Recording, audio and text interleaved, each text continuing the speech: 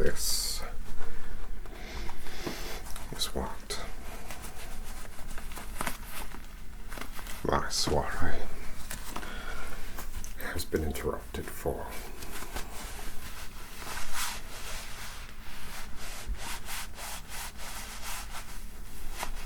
Dealing with a brute.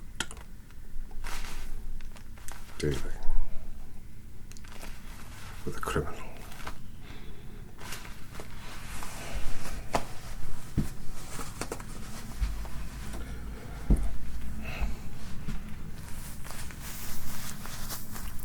There's not much of you, is there? I'm very disappointed, no, very upset. I was having a wonderful evening with 3 beautiful peasants, and then one of my men approaches me mid-coitus and suggests that they have captured one of Locksley's depressing men. Well, I promptly finished and made my way down to meet you. However, I am disappointed to see that you're not a face I recognize. Perhaps you recognize mine. That's right. I am the Sheriff of Nottingham. It is my sole responsibility to ensure the safety, the prosperity, and the well-being of the people. Locksley and his band of depraved men are causing problems throughout Sherwood, throughout Nottingham. So, naturally, it is my priority to deal with Locksley and his ruffians. Now you have been implicated as one of his ruffians, and so you are going to tell me everything I want to know about Robyn of Locksley. Do you understand?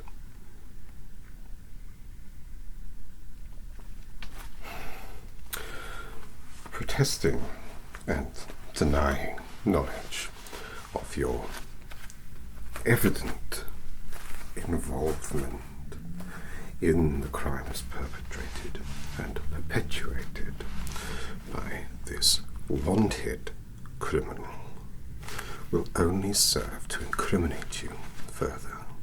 Do you understand? What I mean is, if you deny your involvement with Robyn and his idiotic men, it will only serve to implicate you more. Alas, if you protest and continue to do so, I will be left little recourse but to retrieve the information that I require. Allow me to demonstrate.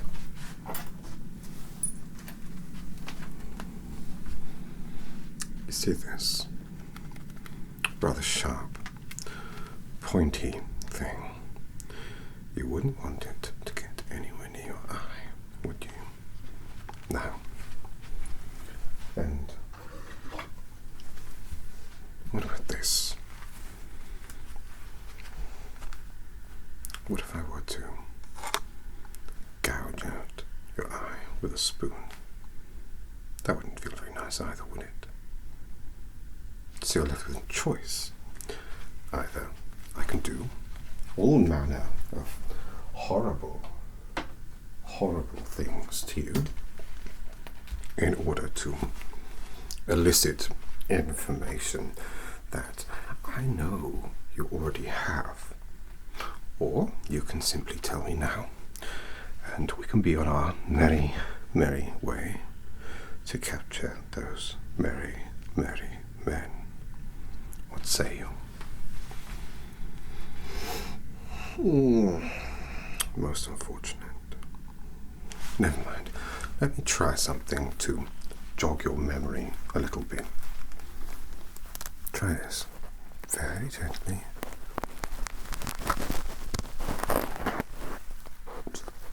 There we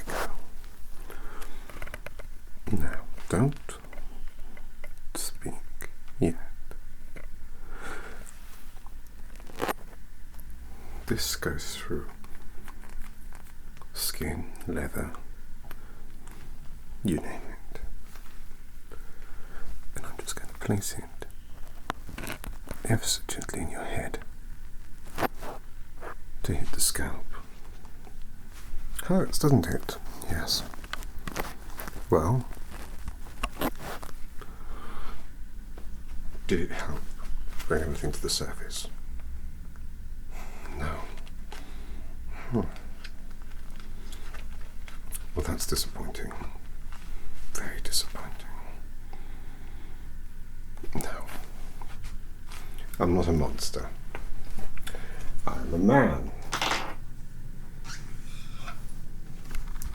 And you are a criminal. Criminals aren't holistically bad people. Truly they start out good. They make mistakes. Yes. Oh, I apologize. I appear to have plucked one of your hairs out of your ear.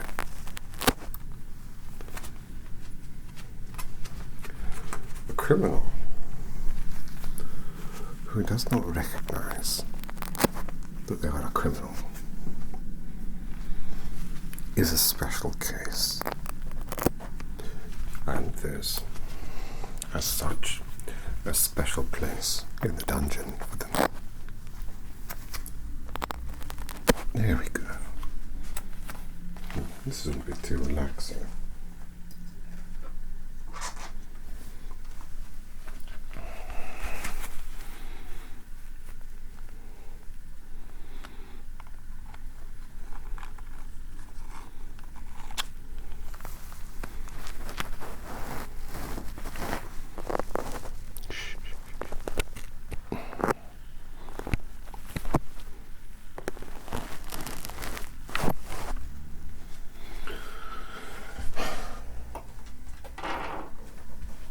Locksley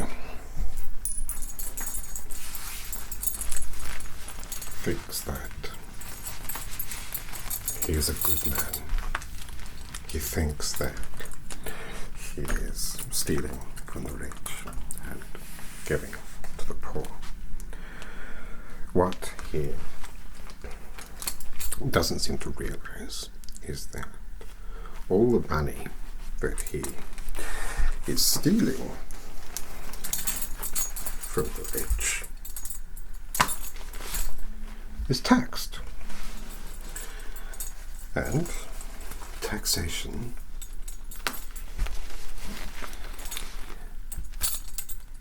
is where we pay for services and goods that are put back into the community.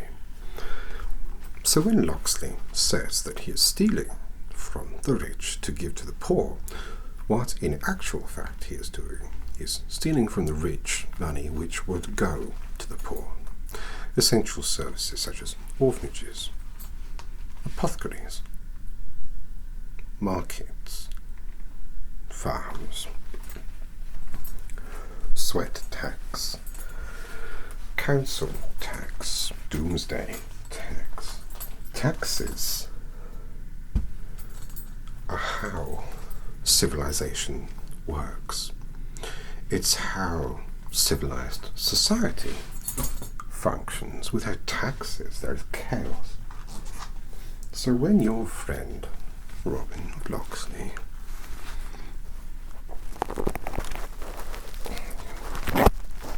steals from the rich, he is stealing from the coffers of the poor, the destitute, the most vulnerable people in the kingdom. King John, King Richard, any monarch would not stand for such civil disobedience.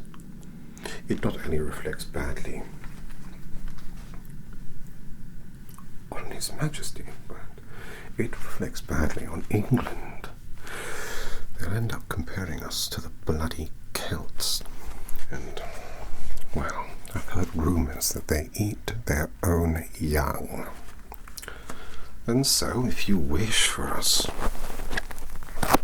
to be continually compared to savages, barbarians, like the Celts, there we go, then by all means continue to rob from the pockets of the poorest people in the country.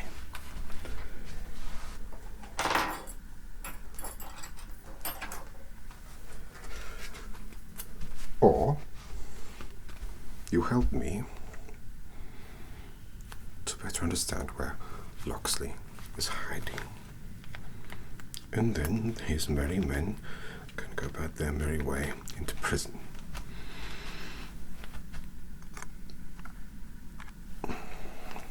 Give me your hand for a moment, dear. Your hand. Give it to me. This will only hurt for a moment. Is your other hand?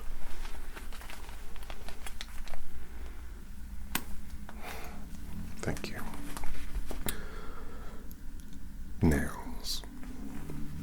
Peculiar things. Often thought that we don't need them, but then how would we scratch someone else's back?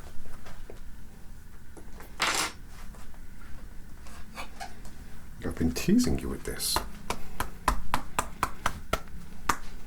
Spoon. Simple spoon. To scoop. Scoop. Scoop out your eyes. To scoop. To scoop. To scoop out your eyes. Well, I don't think that I'm particularly getting through to you, otherwise you would probably helped me by now.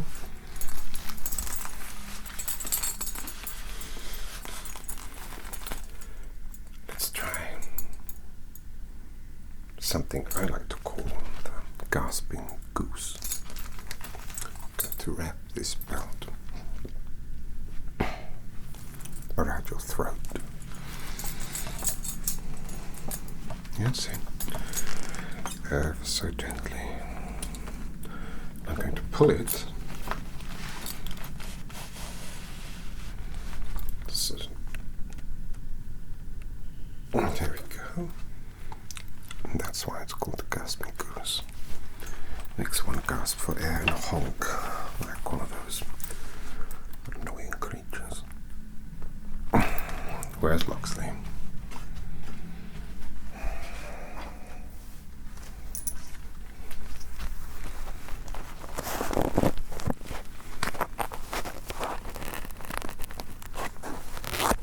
Where's Locksley?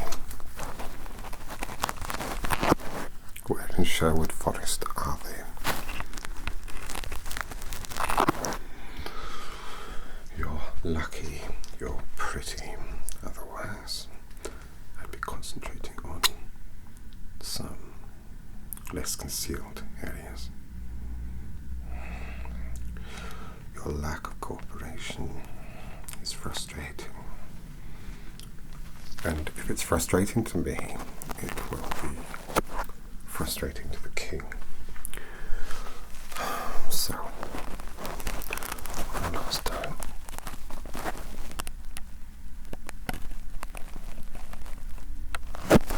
Where's Loxley?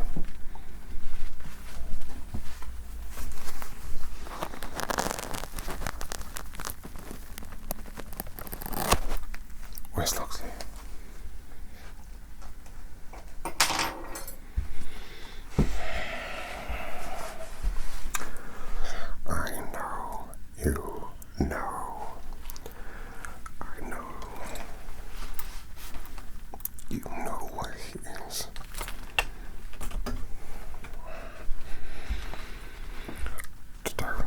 Make me kill you. I'm already tired as it is.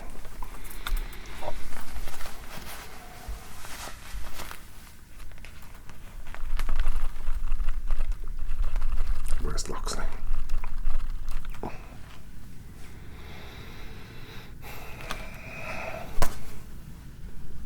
What's the point? You ruffians. All the same. Criminals, naysayers, murderers, thieves. You don't often realize that the ones you are trying to save are the ones who you are hurting the most. You should think carefully about your allegiances. You should think carefully about why you trust these men, if you do indeed know them at all. For if you question just one action of theirs, then that means that you should question every single action of theirs. Even if you don't know where he is. Even if you don't know who he is. I have a sneaky suspicion that you soon will. And when you do,